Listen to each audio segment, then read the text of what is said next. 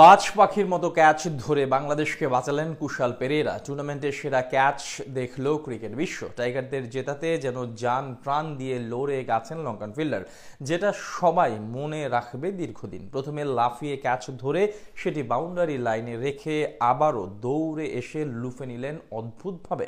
বাংলাদেশকে বাঁচানো কুশাল পেরেরার সেই ক্যাচ নিয়ে বিস্তারিত জানবো রিপোর্ট। আবুধাবিতে মাঠের লড়াইয়ে লঙ্কান আফগান, তবে এই ম্যাচে চোখ ছিল বাংলাদেশ দল সহ কোটি টাইগার সমর্থকের। কেননা এই দুই দলের জয় পরাজয়ের উপরই নির্ভর করছিল বাংলাদেশের সুপার ফোরের ভাগ্য। টস জিতে ব্যাটিং নিয়ে শুরু থেকেই অ্যাটাকিং আফগান দুই ওপেনার। প্রথম 2 ওভারেই স্কোরবোর্ডে 26। এরপরে শুরু হয় ছন্দপতন। নুয়ান থুসারার বলে আউট গুরবাজ। একই ওভারে প্যাভিলিয়নে ওয়ানডাউনে নামা করিম জানাত। ভালো শুরু করেও 18 রানে ওই থুসারার বলেই ধরা খেয়েছেন সেদিকুল্লাহ আতল। এরপর নিয়মিত বিরতিতে উইকেট হারিয়েছে আফগানরা। 80 রান তুলতেই প্যাভিলিয়নে হেঁটেছে 6 ব্যাটার।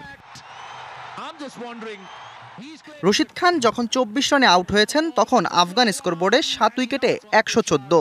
মনে হচ্ছিল 140-এর মধ্যেই আফগানিস্তানকে আটকে দেবে শ্রীলঙ্কা। তবে ম্যাচের চিত্র একাই পাল্টে দেন অভিজ্ঞ মোহাম্মদ নবী। শেষ 2 ওভারে তাণ্ডব চালান লঙ্কান বোলারদের ওপর। শেষ ওভারে তো ভেল্লা লাগে এই ব্যাটারের কাছে হজম করেছেন 32 রান। মাত্র 22 বলে 60 রানের বিধ্বংসী ইনিংসে পাল্টে যায় ম্যাচের পুরো দৃশ্যপট। স্কোরবোর্ডে আফগানদের সংগ্রহ 169। লক্ষ্য তাড়া করতে নেমে শ্রীলঙ্কার শুরুটাও অ্যাটাকিং করেন কুশল মেন্ডিস। তবে খুব বেশি স্থায়ী হয়নি ওপেনিং জুটি। 6 রানে ওমর জায়ের বলে মুজিবের হাতে ক্যাচ দেন নিশানকা। তরুণ কামিল মিশেরাও হয়েছেন ব্যর্থ।